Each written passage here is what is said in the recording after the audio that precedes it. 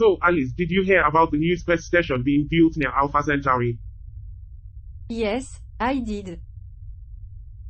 It's supposed to be the largest one yet. It's a shame we can't visit it. We're stuck in this tiny ship. Everyone, shush for a moment.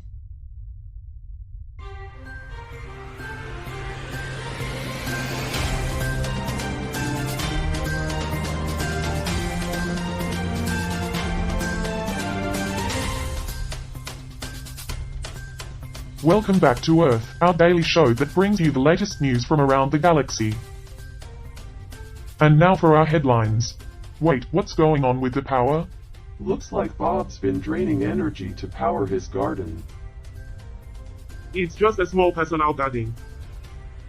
I didn't think it would cause any issues. Bob, we're in a geostationary orbit.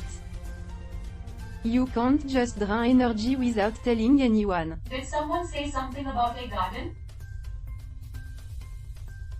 Well, that's all the time we have for now. Join us next time for more news and updates from Earth. Good evening and welcome to 24/7 Newsroom. I'm Bob and I'm joined by Charlie and Alice. We've got a great show for you tonight. Let's jump right into it with our first story. That's right, Bob. Our first story comes all the way from Palau. Ungarard is hosting a Chiefs meeting on April 19th.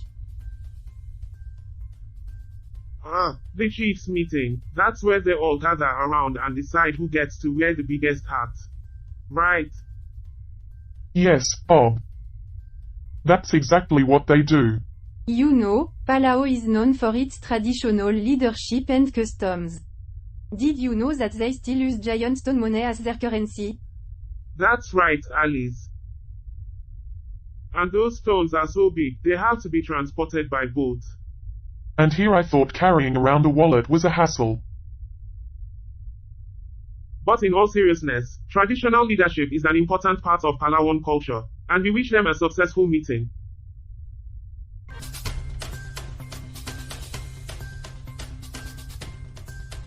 Alright folks, we are back with more news on 24/7 Newsroom. Up next, we've got a story about a controversial proposal that's been making headlines. Yes, Bob. According to our source, a group of scientists is proposing to rename the planet Earth to Sea Turtle World. Wait, what? Sea Turtle World? Are they out of their minds? Well, they argue that sea turtles have been around for over 100 million years. And they're in danger of extinction. So, renaming the planet after them will raise awareness and help protect them. Okay, I get their point, but that's ridiculous. What do you think, Alice? I'm on the fence, Bob.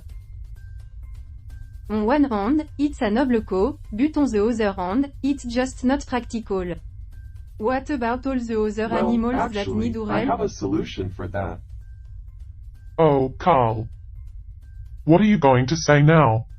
Hear me out, guys. We can just rename each planet after an endangered species. For example, Mars could be called Polar Great Bear idea, Planet. Carl. We'll just change the names of all the planets. No problem. Did you know that sea turtles are the national reptile of Honduras? Alright, Debbie.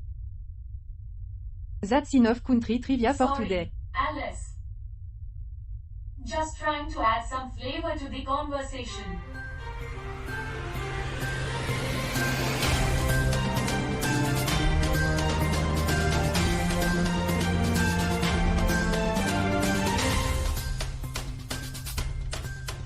Alright folks, it's time to dive deep into our next news article.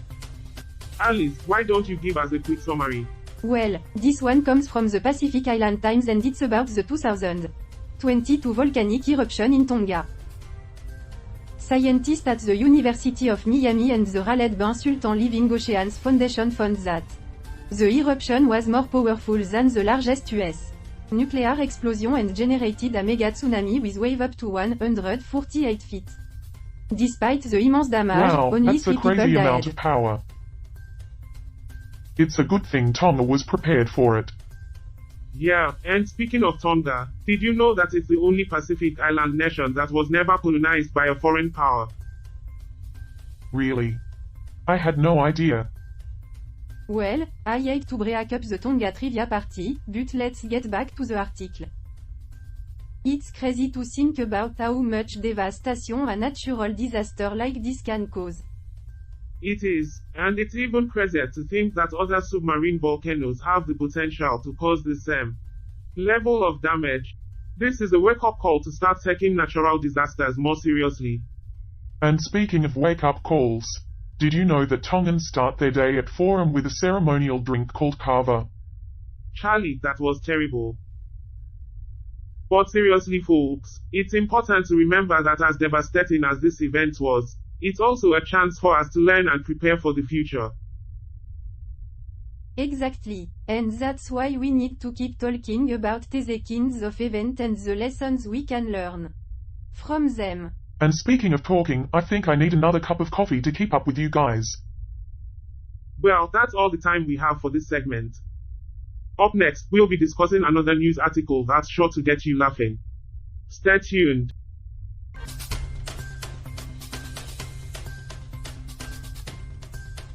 Alright, folks, let's take a look at this next story. So apparently, the repair work on the train tracks in Washington is going faster than expected. That's good news for commuters, who will be able to take the train between Leiden and Den Haag starting from Thursday morning. Yes, that's quite impressive, Bob. But you know what's even more impressive? The fact that the Dutch can cycle faster than they can drive on the highway. That's not even relevant, Alice. But speaking of the accident in Washington, did you hear that a crane was involved? Yes, Charlie, we did. And you know what they say about cranes on the tracks, they always cause a train wreck. Wow, Bob, that was harsh. But let's get serious for a moment. This was a terrible accident that resulted in the death of a crane operator and many injuries. We hope the investigation will uncover the cause and prevent something like this from happening again. Absolutely, Charlie. And on a lighter note, did you know that the Netherlands is the only country in the world where more bicycles are sold than cars? Interesting trivia, Alice. But let's hope that doesn't mean more bicycles end up on the train tracks. Alright, we'll be right back after this break.